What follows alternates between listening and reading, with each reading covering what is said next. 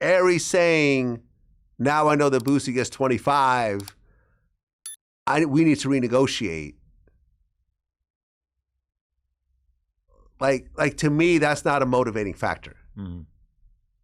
I don't negotiate based on other people's negotiations. It's based on what we're doing. So yeah, 50, I think at that point just said, fuck it. I'm done. I mean, that pocket watching shit is a big part of what led to a lot of the hosts leaving No Jumper in 2023. Yeah, really? Yeah, because everybody just kind of started talking. Everybody knew what each other was getting paid. And then you got people with different pay structures. Like, I mean, the irony is like, remember that dude Sharp? Mm-hmm. He at first was going so viral so much that we ended up working out a deal that was like a split of the profits because he was just doing like 1 million views plus, like over and over and over. Yeah. And the other hosts end up figuring that out because Sharp wouldn't shut the fuck up and just kept bragging about it. And then what ends up happening is that by the end, Sharp was actually getting paid way less than those people were getting because he stopped going viral and he stopped like really doing interviews that anybody even gave a shit about. So then by the end, he goes like there was like a month where we paid him like $16K because it was like half of what his interview produced. Right. And then by the end, we're paying him like $1,000. Here's been my philosophy about running a company and having employees and having contractors, which is essentially what Aries Boosie is, right? They're contractors. Just assume that everyone will know each other's rates because people talk. Right. If your strategy is to keep this quiet, you're going to lose using that strategy. You can advise them to not talk about it, but ultimately in the long run, you can't even really do that. Oh yeah. People talk. Right. So my thing was like, if you guys want to talk about it publicly, I'll start putting these numbers out there. And any other regular guest who has a problem, you know, it's funny, right? When I did the, what do you call it? When I did that Aries video, Nicholas Irving, right, who is by far the most dangerous regular guest that we have, right? In terms of like, you know, if I were to, you know, Terrence Gangster Williams, I'm sure could go there also. But if there was any person that I would not want to have a real beef with, like a real serious, potentially violent beef, would be Nicholas Irving. He hit me and he said, hey Vlad, I don't want no smoke. I'm cool with what I'm getting. we can keep rocking the way we rock it. Like I don't want no smoke with you. And I'm like, damn, this guy got like what, 15 bodies? You know, and that's what I'm saying. Like, we all joke about it. Everyone else, like Terrence was like, yo, bro, I see what you do. Like, oh, we good. Let's keep rocking. 10-9 Jake, yeah, we good. Let's keep rocking. Right. Everyone, even Jake was like, yo, man, I get a lot from being on the show. Like, I get it. I see the big picture. Like, yo, I've seen the views, the followers on my channel go up every time I do your show. Right? Like, for example, I interviewed Jim Keys. He's a former CEO of 7-Eleven and Blockbuster. So you know, we still talk. He saw, you know, he's like, yo, I saw a big boost in book sales after doing your show. He's like, thank you so much. I'm like, shit. Like you know, we try to move the needle. And that's cool. That's what I like to do. That's what I like to hear. You know? Yeah. No, definitely. Okay. I feel like I hit like nearly everything, but did you see a big bank reaching out trying to get a 6ix9ine interview? Yeah, I saw that. That's interesting. You think 6ix9ine should do it? He'll probably do it. Do you think that there's anything for 6ix9ine to gain from doing it? Because that is a respected Atlanta-based hip-hop figure. And granted, you know, 6ix9ine did Me and You.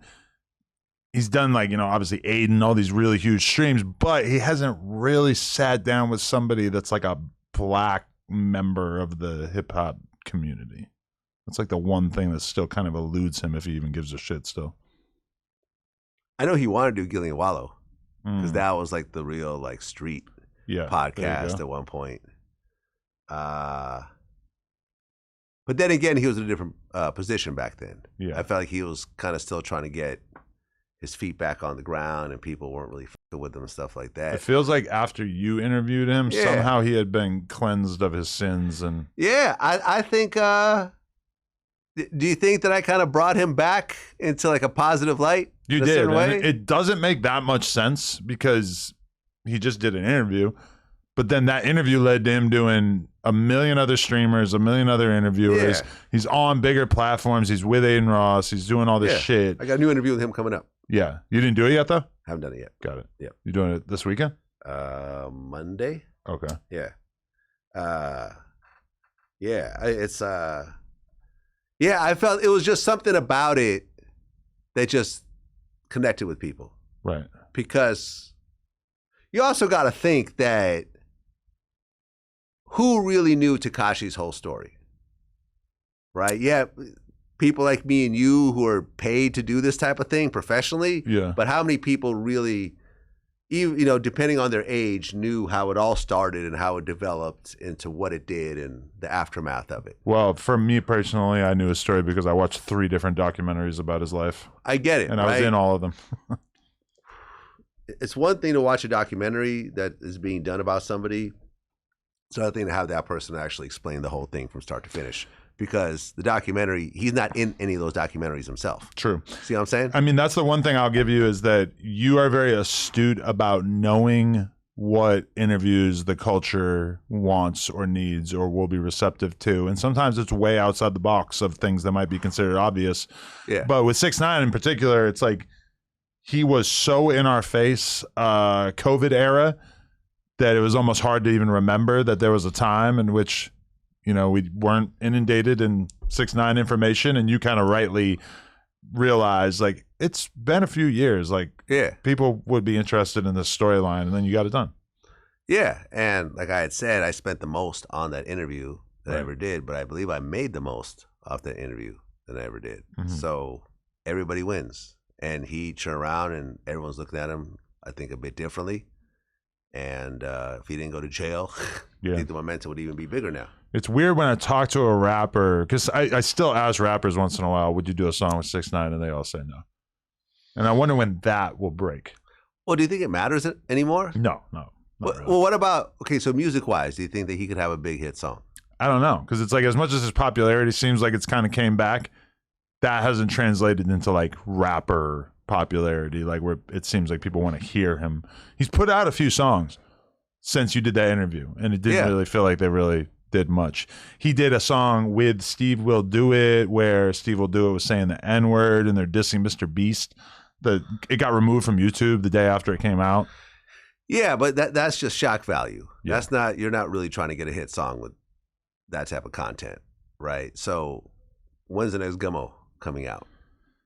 Gummo just feels like a fevered dream, like a moment in time.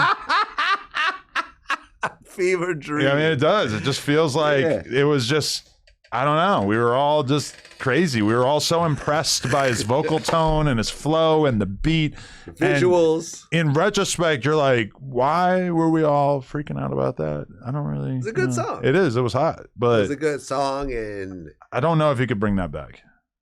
Maybe, though. yeah, I mean, I don't know if anyone could bring back something like that. Yeah, because that whole time, like, this is the same time that Lil Pump and X and Juice WRLD and all these guys are huge, and he was kind of like, oh, I'm a SoundCloud rapper, but I'm the craziest looking SoundCloud rapper you ever seen, and also I'm on some gangster shit.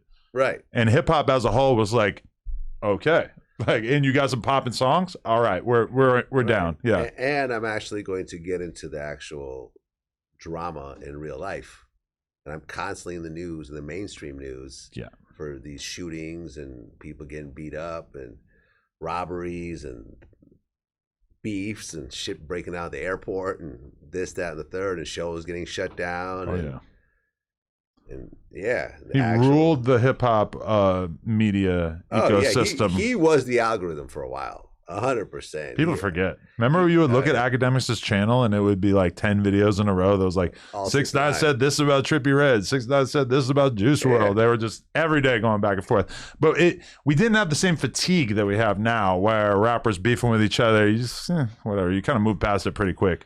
If you enjoyed that clip, make sure you become a member for only $5 a month. It really helps support us, and it also gives you early access to all of our content. Let's go.